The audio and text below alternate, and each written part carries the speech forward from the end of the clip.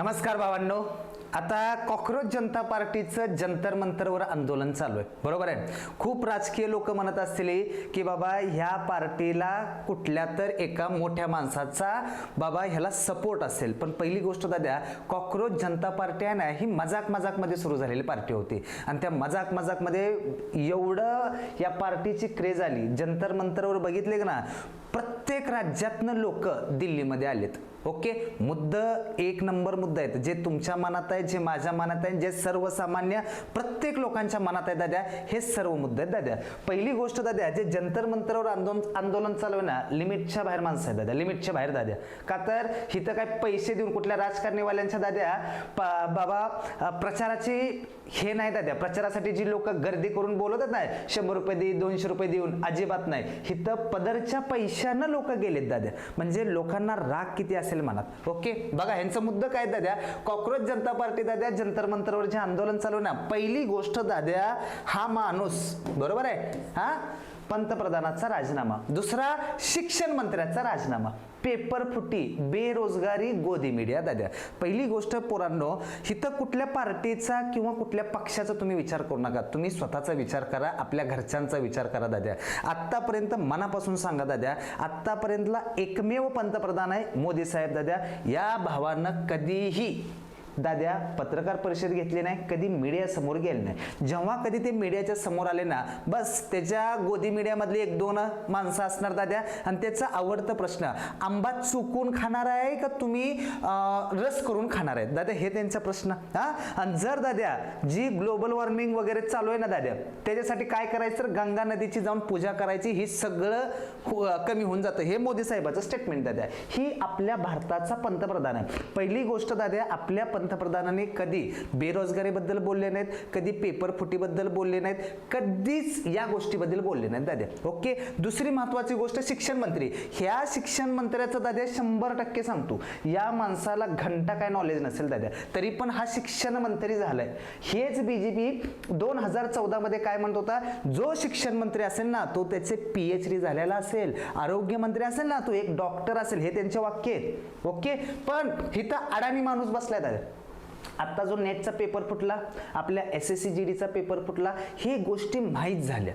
ह्याच्या पलीकडे दाद्या बाकीचे CBSEचं पेपर असतील दादा, हे किती पेपर फुटला असतील, ज्या गोष्टी माहीत झाल्या ठीक आहे. पण याबद्दल दाद्या एक पण राजकारणी याच्यावर बोलला नाही दाद्या, एक पण बोलला नाही दाद्या. ह्यांना फक्त यांचं मुद्दा काय माहित आहे, हिंदू मुस्लिम, हिंदू खतरे में है, आणि भारत आणि पाकिस्तान. ह्याच्या पलीकड एक जण सुद्धा दुसरा ह्यांच्याकडे मुद्दा राहिलेला नाही दादा.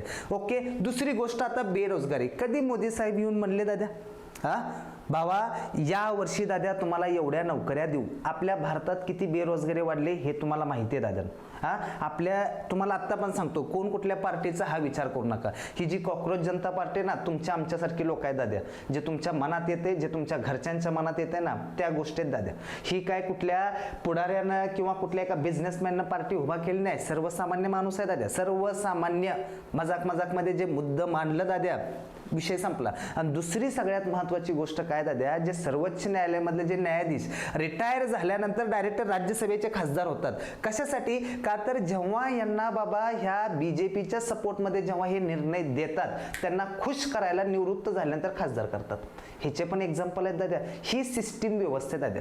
भारत, तुम्हाला खोटं नाही सांगत, मी तुम्हाला पहिल्यांदा पण म्हणलं होतं, भारतात अशी एक वेळ येणार ना, नेपाळ सारखा हाल होणार. आणि हे जे मंत्री लोक आहेत ना दादा, जे तरुण पोर आहेत ना, घरात घुसून मारणार, हेच व्हायला लागले दादा. आणि हे सगळ्यात फालतू मीडिया आहे ना दादा, ही गोदी मीडिया, एक मुद्दा दाखवत नाही. ह्यांच्यासाठी ब्रेकिंग न्यूज काय असते माहिती आहे, मोदी साहेबांनी मेलोनीला मेलोडी चॉकलेट दिलं, हे त्यांची दाद्या धंदे.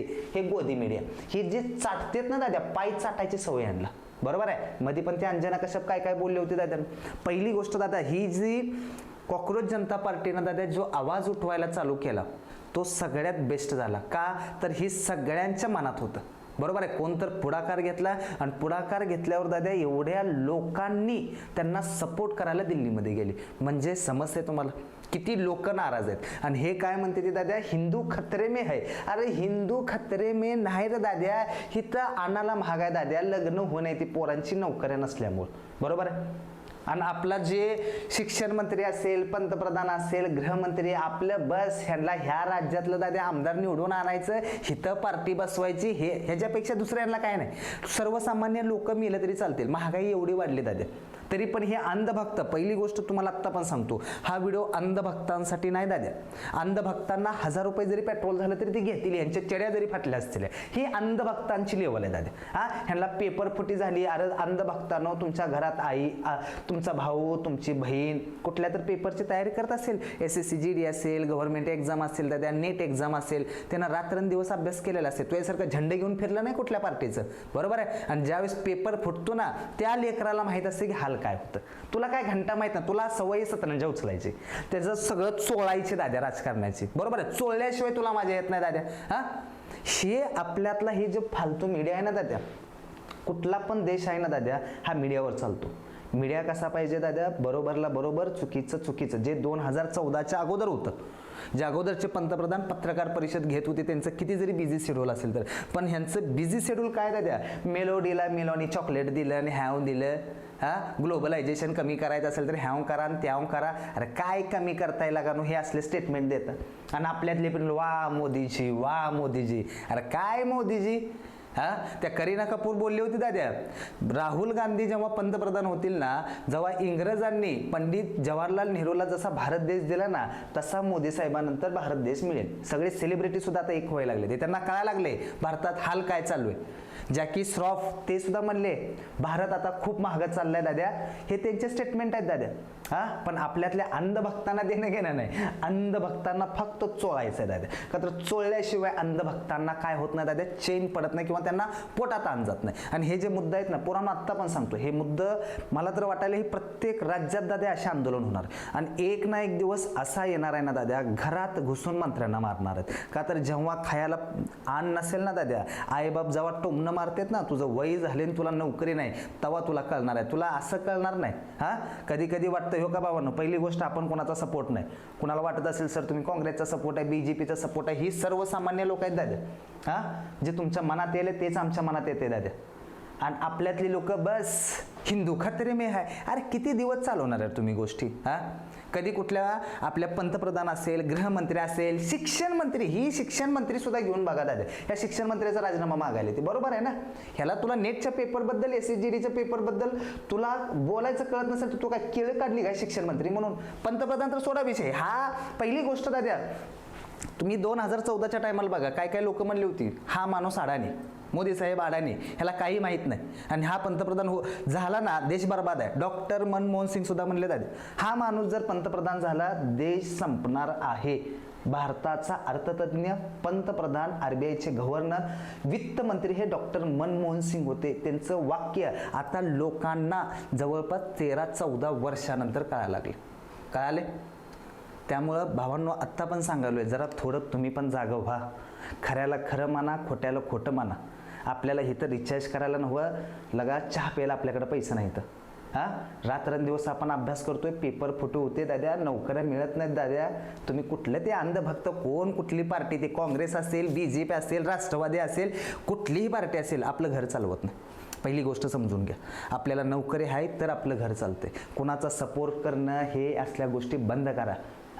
हिंदू मुस्लिम बंद करा. ह्या सगळ्यात ह्यांचा कायदा द्या. ह्या BJP वाल्यांचा सगळ्यात, ज्यावेळेस तुम्ही कधी पण बघा, ज्यावेळेस BJP येतं ना, हिंदू मुस्लिम ह्याच गोष्टी येते.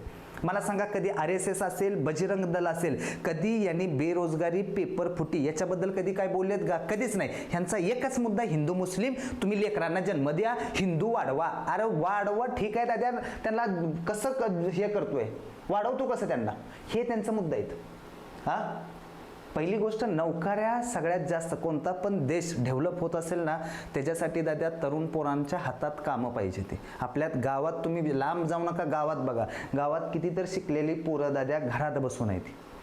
ठीक आहे. त्यामुळं आत्ता पण सांगतोय, जे कोण अंध बघताय तू बिनधास्तपणे कमेंट कर, पण मनाला विचार, गायकवाड सरनं बोललेलं एक वाक्य तर खोटं आहे का? ठीक आहे भाऊ, एकदा व्हिडिओ शेअर करा, सगळ्यांना या गोष्टी कळू द्या. ठीक आहे भाऊ, धन्यवाद.